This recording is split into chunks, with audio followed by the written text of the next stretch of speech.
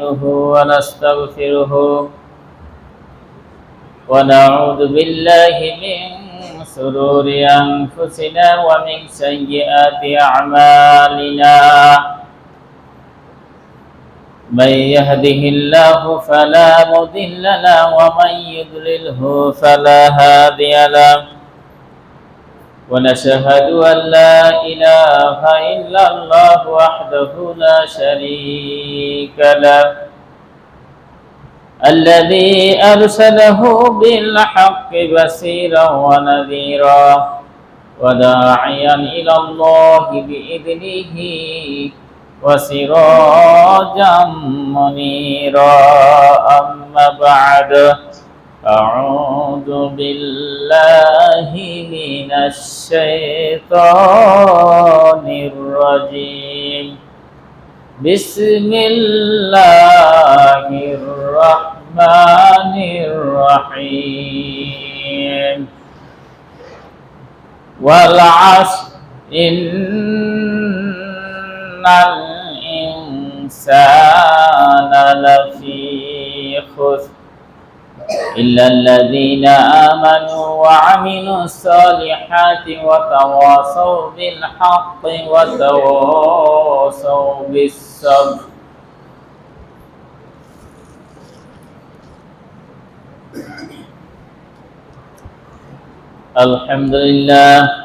الحمد لله نحمده ونستعينه ونستغفره ونؤمن به ونتوكل عليه ونعوذ بالله من شرور أنفسنا ومن سيئات أعمالنا من يهده الله فلا مضل له ومن يضلله فلا هادي له ونشهد أن لا إله إلا الله وحده لا شريك له أما بعد أعوذ بالله من الشيطان الرجيم بسم الله الرحمن الرحيم قل إن كنتم تحبون الله فاتبعوني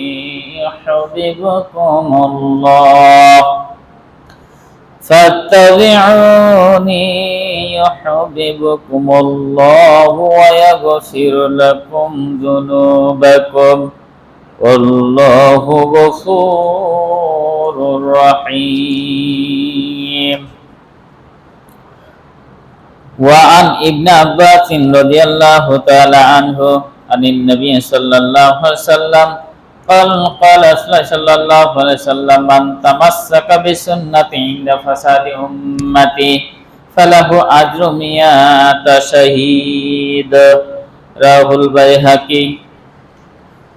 উপস্থিত আজকের মসজিদের সম্মানিত মুসল্লিবৃন্দ, আমরা সর্বপ্রথমে সেই মহান রব্বুল আলামিনের দরবারে প্রশংসা জ্ঞাপন করছি যে মহান রব্বুল আলামিন আমাদেরকে বিগত একটি সপ্তাহ অতিবাহিত হওয়ার পর এই সালাতুল জুমার মসজিদে সুস্থ শরীর নিয়ে আসতে তৌফিক দান করেছেন। এই জন্য আমরা সেই মহান রব্বুল আলামিনের দরবারে কালিমাতে শুকর আদায় করছি। সকলে বলছি আলহামদুলিল্লাহ।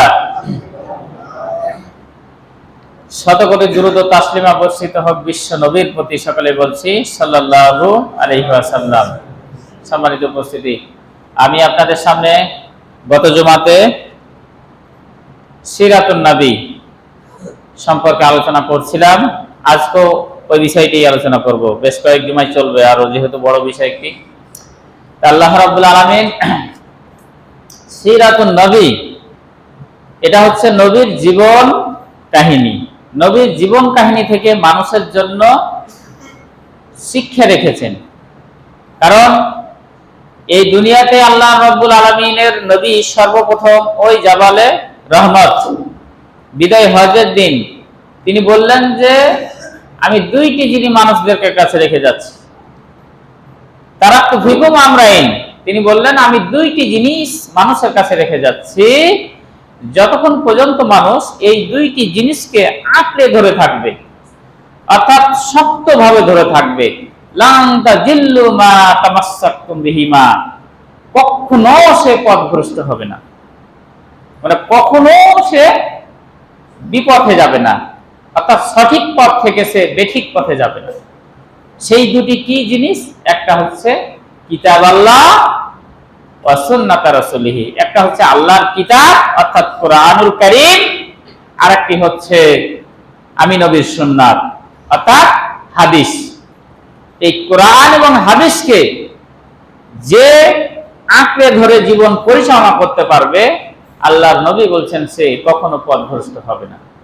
এখন আমরা বর্তমান সময়ের যে মুসলমান রয়েছি, আমরা কিন্তু কোরআন এবং হাদিসকে ভালোভাবে আঁকড়ে ধরতে পারিনি। কোরআন এবং হাদিসকে আমরা কিন্তু ভালোভাবে নিতে পারিনি, যার জন্য আজকে আমাদের সমাজে এত অন্যায় অবিচার, নিজেও বিপদগামী হচ্ছি, অন্যকেও বিপদগামী করছি। সম্মানিত উপস্থিতি, তাহলে আমি যে বিষয়টা আলোচনা করতে চাচ্ছি সেটা হচ্ছে আল্লাহর নবীর জীবনী থেকে আমাদেরকে শিক্ষা নিতে হবে। আল্লাহ রাব্বুল আলামিন এই নবীর জীবনীতেই মানুষের জন্য উত্তম আদর্শ রেখেছেন, যা পৃথিবীতে অসংখ্য নেতা রয়েছে, অসংখ্য নবী রাসূল ছিল, হযরত আদম আলাইহিস সালাম থেকে শুরু করে কোন নবীর ক্ষেত্রে কিন্তু তিনি বলেননি যে তোমাদের কিয়ামত পর্যন্ত ওই নবীর উত্তম আদর্শ রেখে গেলাম। হযরত আদম, হযরত নূহ, হযরত মূসা, হযরত ইব্রাহিম, হযরত ঈসা সবাই বড় বড় নবী ছিলেন, কিন্তু তাদের কথা কিন্তু আল্লাহ পাক কোরআনুল কারীমে বলেন নাই যে মূসা নবীর আদর্শ, মূসা নবীর জীবন যেভাবে সে অতিবাহিত করেছে তার জীবনকে ফলো করে তোমরা অনুসরণ করো। তিনি ঈসা নবীর আগ পর্যন্ত যত নবী ছিল সবকে রহিত করে দিয়ে তিনি বললেন বিশ্ব নবীর আদর্শ। এখন কিয়ামত পর্যন্ত পৃথিবীতে যত মানুষ আসবে, এখন আছে বেঁচে, বিশ্ব নবীর পর যারা চলে গেছে এই দুনিয়া থেকে, বলছেন বাঁচে থাকাকালীন নবীর জীবন অনুসরণ করতে হবে, এটা হচ্ছে ফরজ। আর নবীর সার্টিফিকেট কে দেয়? স্বয়ং আল্লাহ রাব্বুল আলামিন বিশ্ব নবীর সার্টিফিকেট দিয়েছেন, যে কোন নবীর অনুসরণ করবে, যেই নবীর সার্টিফিকেট আমি স্বয়ং আল্লাহ দিয়েছি।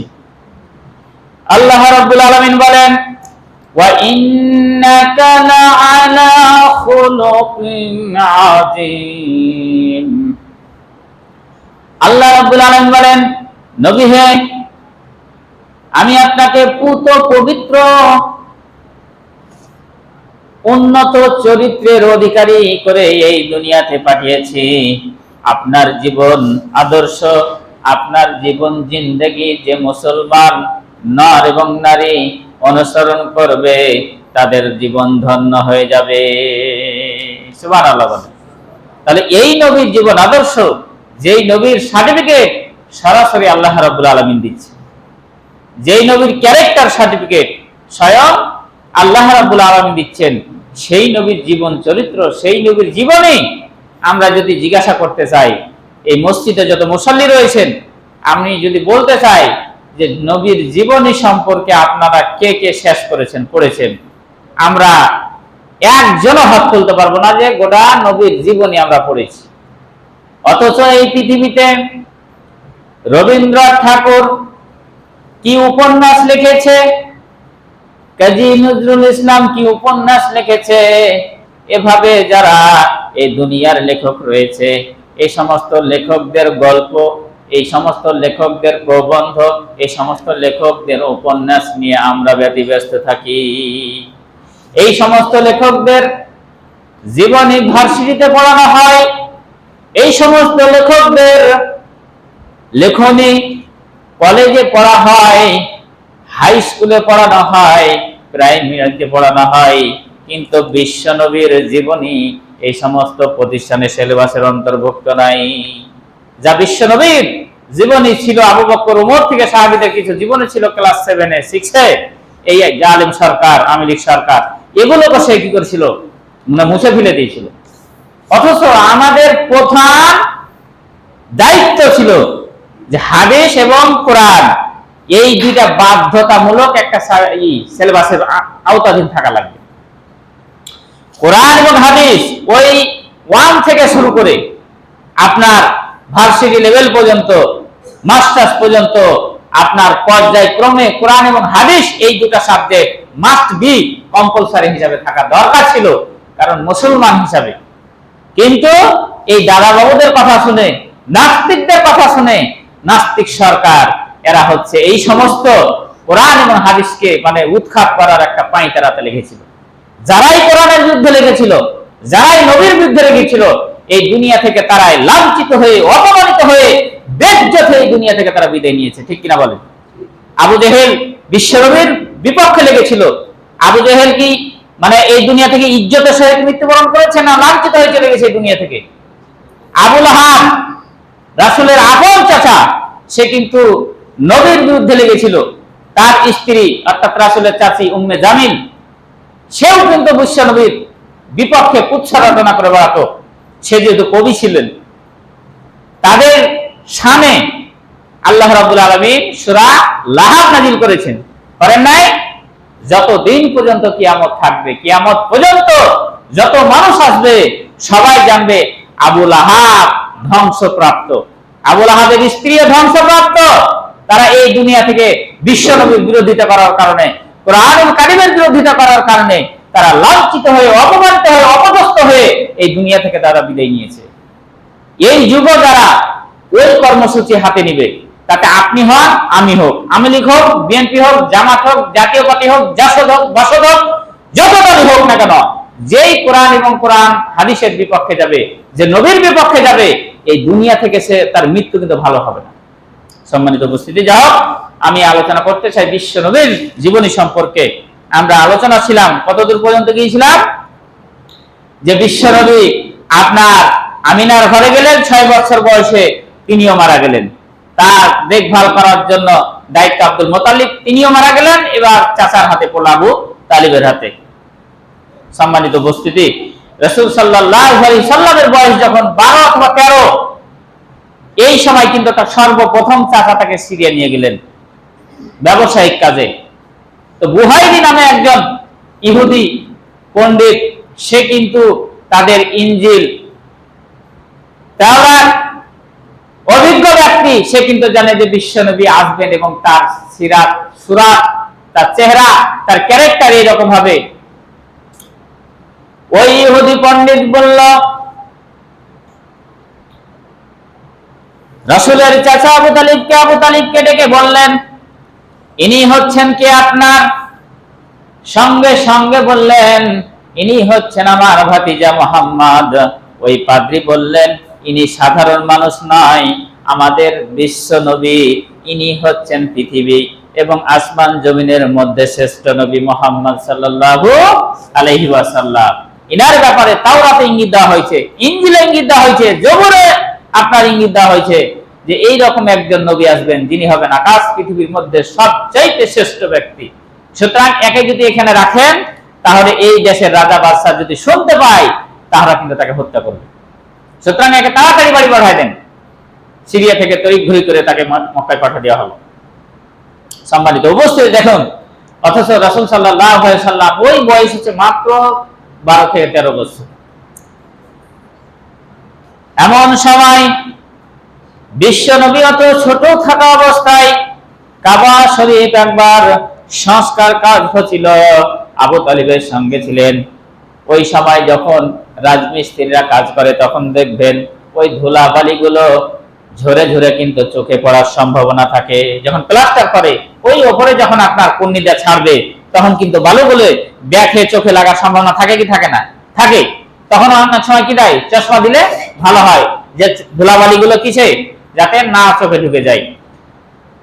আবু তালিব বিশ্ব নবীকে বললেন, ভাতিজা, তোমার লুঙ্গিটা খুলে তুমি মাথায় বেঁধে নাও, মাথায় যেন ধুলাবালি না লাগে, চোখে যেন ওই কাবা শরীফের ধুলাগুলো না এসে তোমার চোখে পড়ে যায়। কারণ কাবা শরীফের দরজাগুলো, দেওয়ালগুলো পরিষ্কার করা হচ্ছে। এই সময় যেমনই বিশ্ব নবীর কাপড় খুলেছেন, সঙ্গে সঙ্গে তিনি বেহুশ হয়ে মাটিতে পড়ে গেছেন। কি কারণে? যে আমাকে উলঙ্গ করা হয়েছে, মাত্র 12 বছর বয়স, মাত্র 12-13 বছরের ঘটনা। এই অবস্থায় আপনার সে বেহুশ হয়ে মাটিতে পড়ে গিয়েছে। সঙ্গে সঙ্গে তাকে কাপড় পরে দেওয়া হলো। হুঁশ ফিরে এসে তিনি বললেন যে আমাকে নিয়ন্ত্রণ করা হয়েছে, আমাকে উলঙ্গ করা হয়েছে, আমি মোহাম্মদ ধ্বংস হয়ে গেছি, আমার লজ্জা, আমি ঘৃণায় বাঁচি না, আমার ইজ্জত মানুষের সামনে প্রকাশকে পেয়ে গেছে। এই যে বিশ্ব নবীকে আল্লাহ রাব্বুল আলামিন নিরঙ্কুশ ক্যারেক্টার অধিকারী করছেন, যেন যখন তাকে নবুয়ত দেওয়া হবে কোনো মানুষ যেন তার বিরুদ্ধে আঙ্গুল না তুলতে পারে, ক্যারেক্টারের সার্টিফিকেটের ব্যাপারে কেউ যেন দোষ না দিতে পারে। আল্লাহ রাব্বুল আলামিন বিশ্ব নবীকে ছোট থেকে এভাবেই মানুষ করছেন। তারপর ফুজ্জারের যুদ্ধ হলো, বিশ্ব নবী ওই সময় তো ফুজ্জারের যুদ্ধে নিয়ে গেলেন আবু তালিব, কিন্তু কোন মানুষের সঙ্গে যুদ্ধে লিপ্ত হলেন না, তিনি নিজেকে নিষ্পাপ হিসাবে ওই যুদ্ধ থেকে বিরত রাখলেন। পর্যায়ক্রমে যখন তার বয়স 17 থেকে 20 বছরের মধ্যে, এই রকম সময় সমাজে শান্তি ফেরার জন্য তিনি হিলফুল ফুজুল নামে একটা সংগঠন খুললেন। সেই সঙ্গে নাম দিলেন হিলফুল ফুজুল, মানে হচ্ছে শান্তির সংঘ। শান্তির সংঘ। সমাজে যুবক ছেলেপিলে মানে অন্যায় করতেছে, যুবক ছেলেপিলে আজকে মাদকাসক্তি হয়ে যাচ্ছে, যুবক ছেলেপিলে অন্যায় কাজের সঙ্গে জড়িত হয়ে যাচ্ছে, কিভাবে তাদেরকে ফিরানো যায়, এই রকম যুবক ছেলেদেরকে নিয়ে তিনি একটি শান্তির সংঘ মানে প্রতিষ্ঠা করলেন। এবং ওই সমাজ থেকে কিভাবে সুদ, ঘুষ, অন্যায়, অবিচার, মিথ্যা কথা, আমানতদারিতা কিভাবে রক্ষা করা যায়, এই সমস্ত বিষয়গুলো মানুষদেরকে দাওয়াত দিতে লাগলেন। তখন কিন্তু নিজে নিজে দিচ্ছেন, ওহির জ্ঞান কিন্তু নাই, ওহির জ্ঞান কিন্তু বিশ্বনবীর কাছে নাই, তিনি তো যুবক। বয়স যখন 23 বছর, দীর্ঘ এই 6টা বছর হিলফুল ফুজুল দিয়ে মানুষকে শান্তির পথে আনতে চাইলেন, কিন্তু মানুষ কিন্তু মুহাম্মাদের কথা শুনে না। এখন যদি আমি আপনাকে বলি যে সুদের ব্যবসা ছেড়ে দেন, বাংলাদেশ আপনাদের মধুপুর থেকে শুরু করে আপনার বাংলাদেশের যদি জরিপ করা যায়, সুদবিহীন বাড়ি, সুদবিহীন লোক খুঁজে পাওয়া মুশকিল। এমনকি আমাদের হুজুররাও সুদের সঙ্গে জড়িত আছে। কারণ ওই যে আপনার 3 মাস ব্যাপী কি দেয় না, হুন্ডা দিচ্ছে না শোরুম থেকে, তো অনেকটা দেখা হলো আপনার 3 মাসের হুন্ডা তুললে চলে আসলো, সে একটা ইন্টারেস্ট নিয়ে 3 মাসের টাকা আপনাকে বাকি দিচ্ছে। তো অনেক হুজুররাও তো হুন্ডা ওভাবে তুলে নিচ্ছে, দেখতে পাচ্ছি। তো এই যে আপনার প্রত্যেকটা ব্যক্তি যদি যায় কোনো না কোনো দিক দিয়ে আমরা সবাই সুদের সাথে জড়িত, অথচ সুদের একটা টাকা জেনে শুনে খাওয়া আপনার নিজের মায়ের সাথে জেনা করার সমান। এত বড় গুনাহ। আপনি যদি এখন নিজের মায়ের সাথে, মধুপুরে কেউ যদি নিজের মায়ের সাথে জেনা করে, তাকে বাঁচিয়ে রাখবেন? তাকে বাঁচিয়ে রাখবেন? দেশে রাখবেন? তাকে সমাজে রাখবেন? রাখবেন না। কিন্তু আমরা এই সুদটাকে কিছুই মনে করছি না, কিছুই মনে করছি না, সবাই এর সঙ্গে জড়িত হয়ে যাচ্ছে। বিশ্ব নবীর এই মক্কার দুরবস্থা দেখে সব সুদের সঙ্গে জড়িত হয়ে গেছে, কেউ আমানত ঠিক রাখে না, মিথ্যা কথার সঙ্গে জড়িত হয়ে গেছে। এই চিন্তা ভাবনাগুলো বিশ্ব নবীর মানে ব্রেনটে শুধু বাধা দিত, যে মানুষকে কিভাবে আমি ভালো পথে আনবো, কিভাবে ভালো পথে মানুষকে আনবো, সেই চিন্তায় ব্যতিব্যস্ত হয়ে আছে। বিশ্ব নবী ব্যবসায়িক হলেন, 23 বছর থেকে ব্যবসার কাজে এত সাফল্যমণ্ডিত হলেন, হযরত খাদিজা রাদিয়াল্লাহু তাআলা আনহার কাছে প্রস্তাব এলো ম্যানেজার পোস্টে যেন ব্যবসায়িক কাজে সে জড়িত হয়। ম্যানেজার পোস্টে হযরত খাদিজার ব্যবসা খুবই মন্দা চলছে, খুব লস খাচ্ছে ব্যবসায়। সে চিন্তা ভাবনা করছে কাকে দিয়ে আমি ব্যবসাটা চাঙ্গা করি, কাকে দিয়ে আমার ব্যবসাটা একটু উন্নত করি। এমন অবস্থায় মুহাম্মাদের কথা যখন প্রস্তাব রাখা হলো যে সে খুবই আমানতদার ব্যক্তি, সত্যবাদী আর সাদিক, আল আমিন, ওই কাফেররা ওই যুগে মুহাম্মদ সাল্লাল্লাহু আলাইহি সাল্লাম সত্য কথা বলার কারণে তাকে বলেছে আল আমিন, তাকে বলেছে সাদিক, সে আমানতদারি রক্ষা করে, সে সত্য কথা বলে। কাফেররা সার্টিফিকেট দিয়েছে, এটা আবু জেহেল দিয়েছে, আবু লাহাব দিয়েছে, উতবা, সাইবা সবাই দিয়েছে, বিশ্বনবীকে সার্টিফিকেট, ক্যারেক্টার সার্টিফিকেট দিয়েছে। যাই হোক, এই বয়স যখন আপনার 23, তখন 2 বছর ওই খাদিজার ম্যানেজারিগিরি করলেন, ব্যবসায় এত লাভ নিয়ে আসলেন, এত উন্নতি করলেন, এক পর্যায়ে বিবাহের প্রস্তাব দিয়ে বসলো মুহাম্মদ সাল্লাল্লাহু আলাইহি ওয়াসাল্লামকে। তিনি রাজি হয়ে গেলেন এবং তিনি হযরত খাদিজা রাদিয়াল্লাহু তাআলা আনহার সঙ্গে কি করলেন, বিয়ে করে নিলেন। রাসূলের বয়স যখন 25 বছর, খাদিজার বয়স কত, 40 বছর। এই 40 এবং 25 এত 15 বছর ডিফারেন্সেও দেখা গেল মুহাম্মদ সাল্লাল্লাহু আলাইহি সাল্লামের নাই কোনো টাকা পয়সা, তিনি তার কামলা, তিনি তার কর্মচারী, তারপরও তার আমানতদারিতার দিকে লক্ষ্য করে, তার সত্যবাদিতার উপর, তার ক্যারেক্টারের উপর লক্ষ্য করে যে ইনি সাধারণ মানুষ হতে পারেন না, ইনি 2 বছরে আমার ব্যবসাকে কোথা থেকে কোথায় নিয়ে চলে গেলেন, ইনি সাধারণ মানুষ নন, ইনাকে স্বামী হিসাবে কবুল করা আমার কোনো অসুবিধা নাই, ইনাকে বিয়ে করে নিলেন। এই জন্য আল্লাহ রাব্বুল আলামিন বলেন ওয়া ওয়াজাদাকা দাল্লান ফাহাদা ওয়া ওয়াজাদাকা আইলান ফাআগনা। আল্লাহ রাব্বুল আলামিন বলেন, নবী হে, আপনি ছিলেন নিঃস্ব, আপনি ছিলেন ফকির, আপনি ছিলেন গরিব, আপনি ছিলেন ইয়াতীম, এমন এক নিঃস্ব অবস্থায় আমি আপনাকে খাদিজার সঙ্গে বিবাহ করে মক্কার মধ্যে সবচাইতে ধনী ব্যক্তি, ধনী মহিলা ছিলেন খাদিজা রাদিয়াল্লাহু তাআলা আনহা। এই খাদিজার সঙ্গে বিয়ে দিয়ে ওই খাদিজা তার নিজের স্বামীর জন্য তার সম্পদ অক্ষ করে দিয়ে বিশ্ব নবীকে মক্কার মধ্যে ধনী বানিয়ে দিলে। এখন আর আপনি গরিব নন, এখন আর আপনি নিঃস্ব নন, এখন আপনি একজন শ্রেষ্ঠ ব্যক্তি মক্কার মধ্যে। সুতরাং আপনাকে আমি গরিব থেকে, নিঃস্ব থেকে আপনাকে আমি ধনী বানিয়ে দিলাম। আপনি ছিলেন ইয়াতীম, আপনি ইয়াতীম থেকে আপনাকে খাদিজার সাথে বিবাহ করে দিয়ে মক্কার সব লোককে আপনার অনুগত করে দিলাম, যে এখন আর মুহাম্মদকে কি করা যাবে না, ইয়াতীম বলা যাবে না। আবু তালিব তার চাচা, আবু তালিব হচ্ছে ওই মক্কার একজন নেতা, লিডার। সুতরাং মুহাম্মদকে কিছু বলা যাবে না যে আব্দুল্লাহর পুত্র, তার কিছু নাই, তাকে ধরো আর মারো, এই রকম করা যাবে না। সুতরাং ফাআম্মাল ইয়াতীমা ফালা তাকহার, যেহেতু আপনি ইয়াতীম হয়ে দুনিয়াতে এসেছিলেন, আপনি ইয়াতীমদেরকে ধমক দিবেন না, ইয়াতীমদেরকে আপনি কখনো কঠোরতা অবলম্বন করবেন না।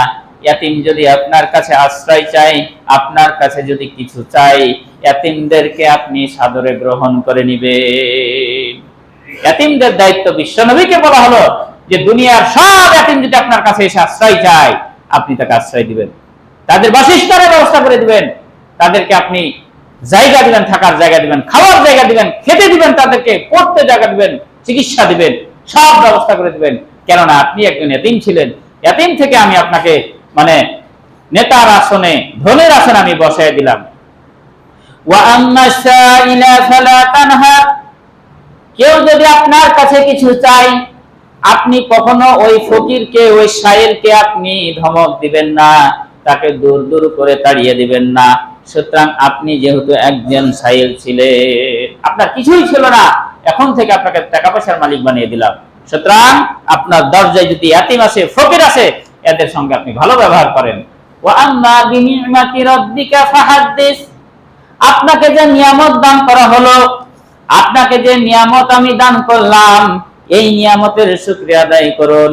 এই নিয়ামতের আপনি আপনার রবের কাছে শুকরিয়া আদায় করুন, এই নিয়ামতের শুকরিয়া আদায় করুন। আপনি বিশ্ব নবীকে বলছেন, কে? আল্লাহ। আর ওই বিশ্ব নবীর উম্মত হচ্ছে আমরা। তাহলে ইয়াতীমকে আপনাকে দেখতে হবে, যেহেতু বিশ্ব নবীকে আল্লাহ ধমক দিয়ে বলছেন যে ইয়াতীমকে আপনি কি করবেন না, ধমক দিবেন না। আপনি সায়েল, কোন যদি ফকির আছে আপনার দরজায়, তাকে দূর দূর করে তাড়ায় দিবেন না। এখন আমরা সেই নবীর উম্মত হয়ে এই কাজগুলো করি কি? এই কাজগুলো কি করি? করি না। আমরা এত কঠোরতা অবলম্বন করি। আমরা দেখা হলো যে একজন ইয়াতীম ছেলে, আপনার ভাইয়ের ছেলে, তার সম্পদ আমরা কক্ষিগত করে নিই, তার সম্পদ আমরা লিখে নিই, দূর দূর করে তাকে বাড়ি থেকে তাড়িয়ে দিই। এরকম আছে না? এই রাক্ষস চাচা ওইরকম আমাদের দেশে আছে না? অনেক আছে যে ইয়াতীমের ধন সম্পদ মানে খেয়ে নেই। আল্লাহ রাব্বুল আলামিন বলছে ইয়াকুলুনা ইল্লা বুতুনহুম ফিন্নার, সে মনে করছে যে ইয়াতীমের সম্পদ আমি খাচ্ছি, আসলে ইয়াতীমের সম্পদ সে খাচ্ছে না, সে পেটে আগুন ভরছে। ইয়াতীমের সম্পদ যদি আপনি খান, তাহলে সেটা হচ্ছে আপনার পেটে আগুন খাওয়া হয়। যাও, বিশ্ব নবীর সঙ্গে আপনার খাদিজার বিয়ে হয়ে গেল, কিন্তু বিশ্ব নবী মানুষকে নিয়ে চিন্তা, মানুষকে নিয়ে চিন্তা। কারণ পৃথিবীতে যত নবী এসেছিলেন সবাই কিন্তু এক একটা গোষ্ঠীর জন্য, এক একটা জাতির জন্য, এক একটা গোত্রের জন্য এসেছিলেন, কিন্তু বিশ্ব নবী এসেছিলেন সবার জন্য। পৃথিবীতে যত মানুষ রয়েছে সব মানুষের জন্য বিশ্ব নবী।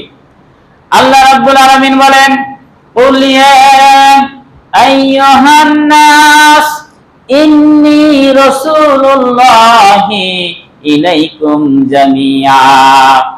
আল্লাহ রাব্বুল আলামিন বিশ্ব নবীকে বললেন, বিশ্ব নবী আপনি তামাম জাহানের মানুষকে ঘোষণা করে দেন, আমি সমস্ত মানুষের জন্য এই পৃথিবীতে রাসূল হিসাবে প্রেরিত হয়েছি। সুতরাং এখানে কেউ হিন্দু যদি এসে বলে, এখানে খ্রিস্টান যদি এসে বলে, কেউ ইহুদি যদি এসে বলে এখন যে আমার নবী হচ্ছে মূসা আলাইহিস সালাম, কোন ইহুদি যদি, বর্তমান যে ইহুদি এদের নবী ছিল কি মূসা আলাইহিস সালাম, এখনকার যারা খ্রিস্টান এদের নবী ছিল ঈসা আলাইহিস সালাম। এখন তো খ্রিস্টান আছে না, পৃথিবীতে খ্রিস্টান আছে না, পরিচয় দেয় না। এখন তারা যদি এখনো তাদের নবীকে মানে, তারা হচ্ছে কাফের, তারা হচ্ছে মুশরিক, তারা জাহান্নামী। কারণ বিশ্ব নবীর পর কোন উম্মত আর বাকি নাই, সবাই এখন বিশ্ব নবীর উম্মত। সবার হাদিসে এসেছে যে আমি নবী এসেছি, এখন মূসা নবীও যদি জিন্দা হয়ে এই দুনিয়াতে আসতো, মূসা নবীও যদি জিন্দা হয়ে আসতো, আর তোমরা যদি মূসা নবীর ইতায়াত করতে, তাহলে তোমরা বিপদগামী হয়ে যেতে। মূসা নবীরও উচিত হবে এখন যদি সে আসে দুনিয়ায়, আমি শেষ নবীর উম্মত হয়ে তাকে বেঁচে থাকতে হবে, আমি নবীর উম্মত হিসাবে আমার অনুসরণ করতে হবে তাকে, কারণ এটা হচ্ছে ফরজ। বিশ্ব নবী বলেন, মান আহাব্বা সুন্নতি, যে ব্যক্তি আমার সুন্নাতকে ভালোবাসলো, আমি নবীর সুন্নাতকে মহাব্বত করলো, কানা মাইয়া ফিল জান, তাহলে ওই ব্যক্তি এবং আমি একসঙ্গে পাশাপাশি জান্নাতে বসবাস করব। সুবহানাল্লাহ বলেন। তাহলে এই নবী, বিশ্ব নবী যদি এখন মূসা নবী আছে, ঈসা নবী আবদার করেছিল, আল্লাহ আমাকে আপনি নবী না বানিয়ে আমাকে যদি শেষ নবীর উম্মত হিসাবে পাঠাতে, তাহলে আমি বোধহয় বেশি নিজেকে মর্যাদাবান মনে করতাম, আমার বোধহয় ভাগ্যটা খুলে যেত।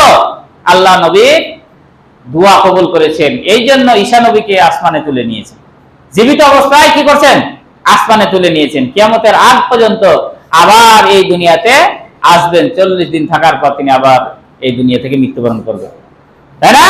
তাহলে একজন নবী আমার বিশ্ব নবীর উম্মত হওয়ার জন্য আকাঙ্ক্ষা করেছেন, আর আমরা বিশ্ব নবীর উম্মত হয়ে বিশ্ব নবীর সঙ্গে বাটপারি করছি না, বিশ্ব নবীকে নিয়ে কটূক্তি করছি, আপনার রক্তে আমার রক্তে। কারণ বিশ্ব নবী বলছে, মান রাগবা আন সুন্নতি ফালাইসা মিন্নি, যে ব্যক্তি আমার সুন্নতের বরখলাপ করলো, যে ব্যক্তি আমার সুন্নতকে মানলো না, সে আমার দলভুক্ত নয়, সে আমার উম্মত নয়।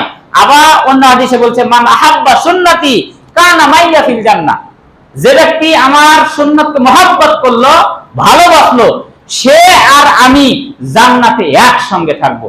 এখন আপনি মহব্বত করে জান্নাতে একসঙ্গে থাকবেন, না বিশ্ব নবীর বিরোধিতা করে আপনি জাহান্নামে যাবেন? কোনটা? আপনি কেউ কি জাহান্নামে যেতে চান? কেউ জান্নাতে যেতে চায় না, জাহান্নামে যেতে চায় না। কিন্তু দেখেন আমাদের মধ্যে এমন নাস্তিক রয়েছে, মুসলমান বিশ্ব নবীকে ধর্ষক বলছে। এতগুলো বিয়ে করলো কেন?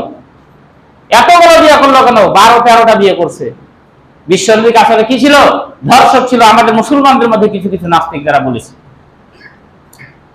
বিশ্ব নবী নারীর প্রতি তার খুবই লোভ ছিল, এরকম আজো বাজো কথা বিশ্ব নবীর সামনে তারা বলেছে, অথচ আপনি আমি মুসলমান শুনছি এবং থাকছি।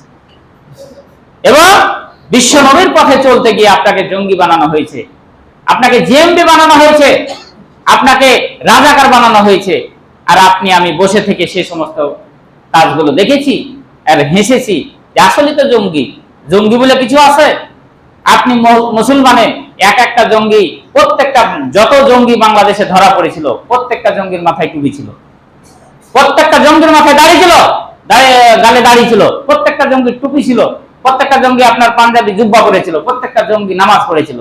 আমি তো বলবো, যদি জঙ্গিরা নামাজ পড়ে, যদি জঙ্গিরা মাথায় টুপি দেয়, যদি জঙ্গিরা দাড়ি রাখে, যদি জঙ্গিরা আপনার জুব্বা করে, এটাই হচ্ছে আসল জান্নাতি লোক। আর যে জঙ্গি বলছে সে হচ্ছে আবু জেহেলের গোষ্ঠী, সে হচ্ছে আবু জেহেলের পেটাত্তা, সে হচ্ছে ফিরাউনের পেটাত্তা। আজকে তারা গেল কোথায়? ফিরাউন অনেক বাড়াবাড়ি করেছিল, নিজেকে খোদা দাবি করেছিল, এক সময় তাকে চুবিয়ে মারা ফেলা হয়েছে। এখন মিশরের জাদুঘরে তাকে শুটকি বানিয়ে, আপনার ওই জাল মাছকে যেমন শুটকি বানিয়ে রাখে না, ওই সুটকি বানিয়ে তাকে মম বানিয়ে তাকে রাখে দেওয়া হয়েছে মিশরের জাদুঘর। আল্লাহর সঙ্গে রাসূলের সঙ্গে যারা যুগে যুগে কালে কালে বাটপারি করেছে, এভাবে দুনিয়া থেকে বেজ্জত হয়ে তারা চলে যেতে হবে, বেজ্জত হয়ে দুনিয়া থেকে চলে যেতে হবে। আপনি আমি মনে করছি যে এই দুনিয়াটা বোধহয় অস্থায়ী, স্থায়ী স্থায়ী নয়। প্রিয় হাজিরে, যাও আল্লাহ রাব্বুল আলামিনের নবী চিন্তা ভাবনা করলে যে কিভাবে মানুষকে আমি দিনের পথে নিয়ে আসবো। তিনি উপায় না খুঁজে পেয়ে ধান না ধরলেন গাড়ে হিরাই। বয়স তখন 37 বছর।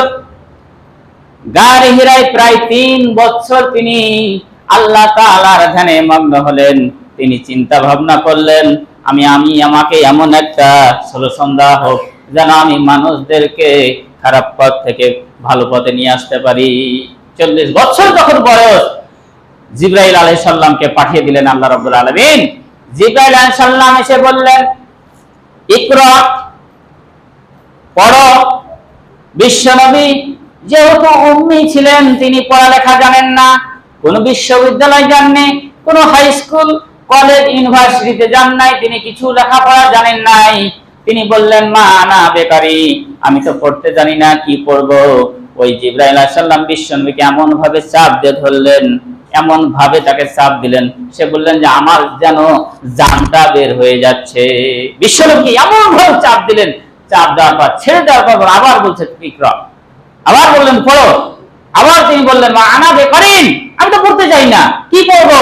আবার তাকে চাপ দেওয়া হলো, আবার বলছে, আবার এমন ভাবে চাপ দিচ্ছে যেন আমার জীবনটা, আমার দেহ থেকে যেন প্রাণটা বের হয়ে যাবে, এরকম পরিস্থিতি। বিশ্বনবীর 3 নাম্বার বেলায় যখন বললেন, ইকরা বিসমি রাব্বিকাল্লাযী খালাক, তুমি পড়ো, সঙ্গে সঙ্গে বিশ্বনবী বলতে লাগলেন, ইকরা বিসমি রাব্বিকাল্লাযী খালাক, খালাকাল ইনসানা মিন আলাক, ইকরা ওয়া রাব্বুকাল আকরাম আল্লাযী আল্লামা বিল কলাম। এই 5টা আয়াত বিশ্বনবীর উপর সর্বপ্রথম জিবরাইল আলাইহিস সালাম নাযিল করলেন, এবং তার আগে কিন্তু জিবরাইলকে কিন্তু দেখেননি বিশ্বনবী। এখন একটা দৈত্য যদি, ভয়ঙ্কর দৈত্য যদি আপনার চলে আসে, মনে করেন আপনার সামনে, জীবনে ওকে দেখেননি, জীবনে আপনি দেখেননি, ওই সময় আর পেশাব পায়খানা ঠিক থাকার কথা? হ্যাঁ, ওই যে যারা আপনার কাফের অবস্থায় যারা মরে, এই দুনিয়া থেকে যারা যায়, বেশিরভাগই দেখবেন পায়খানা, পেশাব পায়খানা, চোখ মুখ এমন বাহির করে দেয়, আলাফালাফি করে, যখন আজরাইল যখন বিকট মানে রূপ ধারণ করে তার যখন জানটা বের করতে যায়, করে না? হ্যাঁ, গোসল করতে যায় যখন, যারা পেশাব পায়খানা অনেক সময় করে দেয় না, ওটা বুঝতে হবে যে এই শয়তান লোক, মানে এই হাতের মৃত্যু হয়েছে জাহান্নামী মৃত্যু। কারণ সে বাঁচতে চেয়েছিল যে আরো কিছু থাকতে চায়, আরো কিছু থাকতে চায়, কিন্তু আজরাইল এমন বিকট চেহারা নিয়ে তার সামনে এসেছিল যে সে ভয়ে ভয়ঙ্কিত হয়ে গিয়েছিল। যাও, বিশ্বনবী ওই আজরাইল, জিবরাইল আলাইহিস সালামকে দেখে এমন ভয় পেয়ে গেলেন। আর অনেক সময় ভূতে যদি ধরে, ভয় যদি কেউ পেয়ে যায়, ওর শরীরে 110 ডিগ্রি জ্বর চলে আসবে, এত ভয় যদি পেয়ে যায়। সঙ্গে সঙ্গে হীরা গুহা থেকে স্ত্রী খাদিজার কাছে এসে বললেন, জাম্মিলুনি জাম্মিলুনি জাম্মিলুনি, আমাকে চাদর দিয়ে ঢেকে দাও, আমাকে লেপ দিয়ে ঢেকে দাও, যা যা আছে সব কিছু নিয়ে এসে আমাকে ঢেকে দাও, কারণ আমি ভয় আতঙ্কিত হয়ে গেছি। আমার কাছে এমন এক বিকট লোক এসেছিল যা এখন পর্যন্ত তাকে কেউ দেখেনি, আমিও দেখিনি। এমন এক লোক এসে আমাকে বলছে পড়, আমাকে এসে বলছে পড়, এমন ভাবে চেপে চেপে ধরলো, আমার জান যেন ওখানে শেষ। কোন রকম বাইচা ফিরে আসতে পেরেছি। খাদিজাকে বলছে, কোন রকম বাইচা আমাকে ছাড় দিয়েছে, আর এই যে পারলে চলে এসেছি, আমাকে তাড়াতাড়ি তুমি ঢেকা দাও, আমি যেন শেষ, ভয়ে শেষ।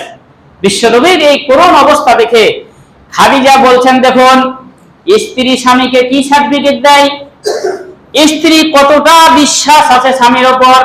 তিনি বলছেন, ইন্নাকা লা তাসিলার রিহিম, আপনি কখনো ধ্বংস হবেন না, কেননা আপনি হচ্ছে আত্মীয়তার সঙ্গে সৎ ব্যবহার করেন, আপনি আত্মীয়তার বন্ধন ঠিক রাখেন, ইয়াতিমদের সঙ্গে ভালো ব্যবহার করেন, আপনি আমানত ঠিক রাখেন, আপনি সত্য কথা বলেন, আল্লাহ আপনাকে কখনো ধ্বংস করবেন না। স্বামীকে সার্টিফিকেট দিচ্ছে কে? স্ত্রী বলছে যে কখনো এটা বিশ্বাস করতে পারবো না যে আপনাকে ধ্বংস করে দিবে, কারণ আপনি একজন আমানতদার। ওই মক্কার মুখে যখন মানুষ যে যা পারে খালি লুট করে, হরি লুটতরাজ করে, বাংলাদেশে যে অবস্থা আওয়ামী লীগ সরকার করেছিল, যে যেখান থেকে পেরেছে সে সেখান থেকে খালি লুট করেছে, তাই না? আপনার যে যেখান থেকে পেরেছে সে সেখান থেকে লুট করে নিয়ে গেছে, এই অবস্থা মক্কা চলছে। আর এমন এক সমাজে যেই সমাজে খালি লুটতরাজ চলছে, আমানতের খেয়ানত চলছে, মিথ্যা কথা চলছে, যেই সমাজে খালি খুন খারাপি চলছে, এমন এক সমাজে ওই কাফেরেরা আপনার কাছে আমানত রাখতো।